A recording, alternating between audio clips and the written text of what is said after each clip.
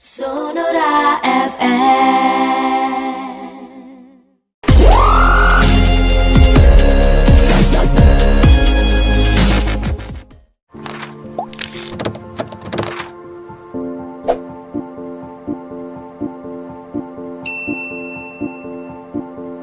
Teman-teman jaringan Magentic Network yang ada di Jakarta, Bandung, Semarang, Surabaya, Medan, Bangka, Lampung, Makassar, dan Palembang. Kita masih bersama dengan Gubernur Sumatera Selatan Haji Herman Deru mengenai kesiapan Sumatera Selatan menuju New Normal Life.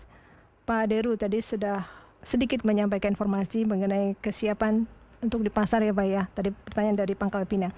Ini dari Ibu Tuti Adriana yang menanyakan, apakah new normal ini ekonomi akan pulih cepat atau dalam waktu yang lama? Dan apa langkah gubernur untuk mengendalikan angka pengangguran? Silakan Pak. Harapan kita tentu ini akan segera pulih. Ini harapan, tentu harapan semua masyarakat juga, apalagi pelaku ekonomi. Kita sering diskusikan ini dengan sesama gubernur, dengan BI, Bank Indonesia, perwakilan Sumatera Selatan, ada tim pengendalian inflasi daerah, namanya TPID. Dulu kita khawatir tentang inflasi ya, terus pertumbuhan ekonomi. Ini juga kita nggak bisa bicara katanya, saya dengar, gitu nggak bisa. Kita berdasarkan data.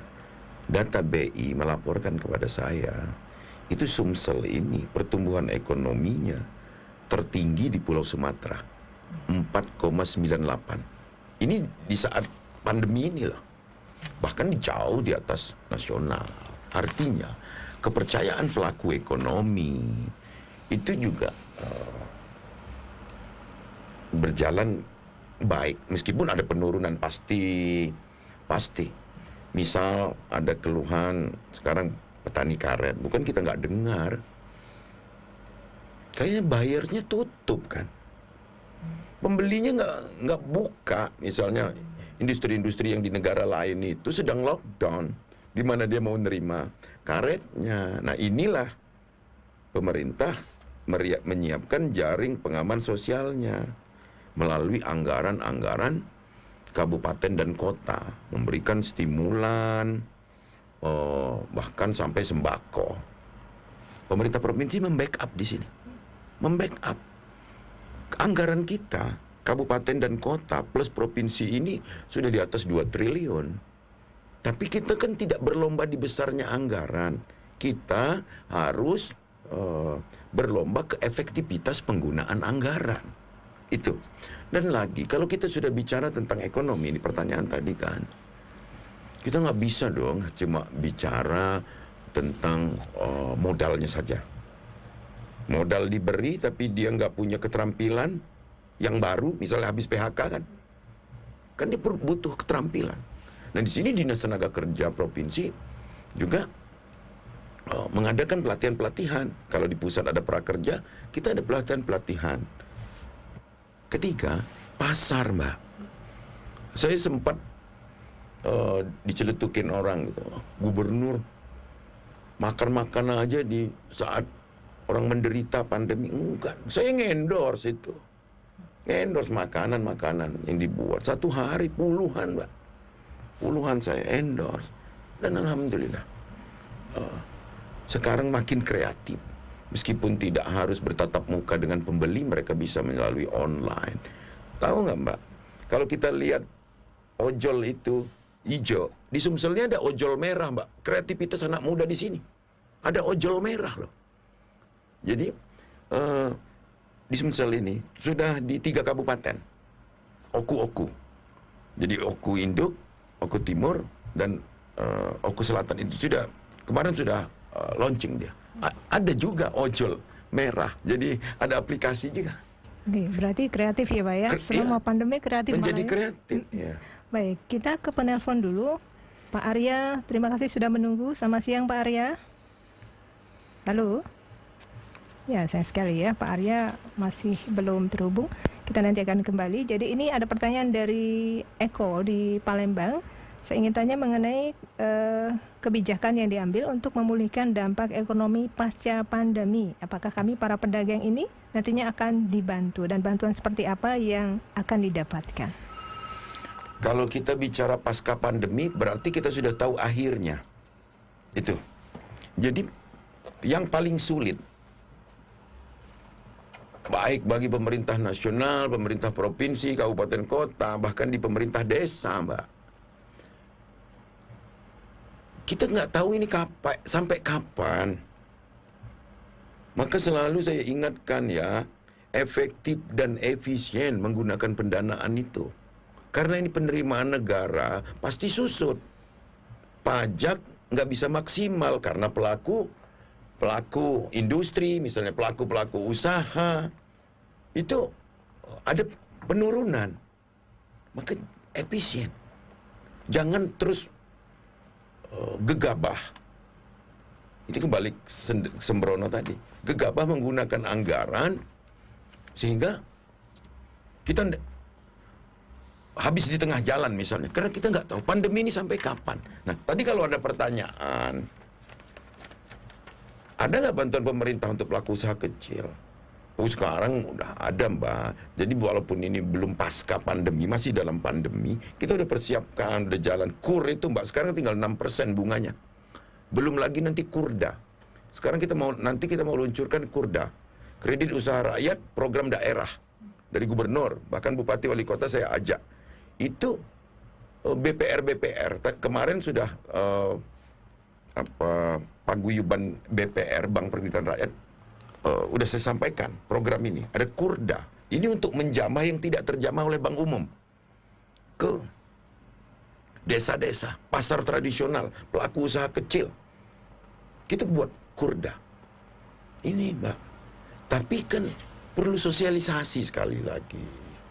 Bahwa tidak semua para pelaku usaha ini bankable.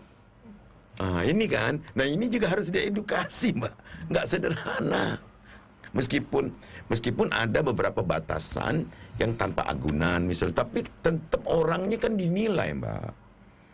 Bahwa ada analis di setiap perbankan. Orang ini belum tentu semua orang bisa mendapatkan kredit bank, bisa jadi karena psikologinya nggak layak misalnya kan.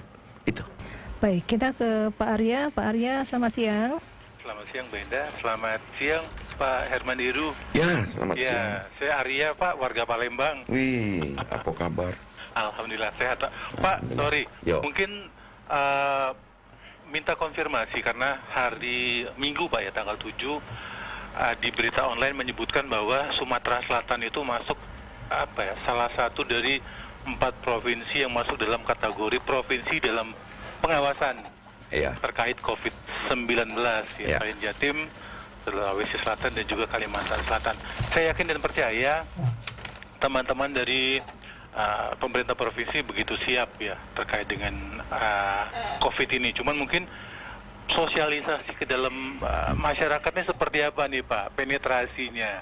Dan saya yakin dan percaya juga seperti kutipan Bapak di awal tadi bahwa hidup itu harus ada harapan, Pak, ya. Karena kebetulan juga saya tinggal di Harapan Jaya, Pak. Oh ya, seberangan sama radio ini berarti ya.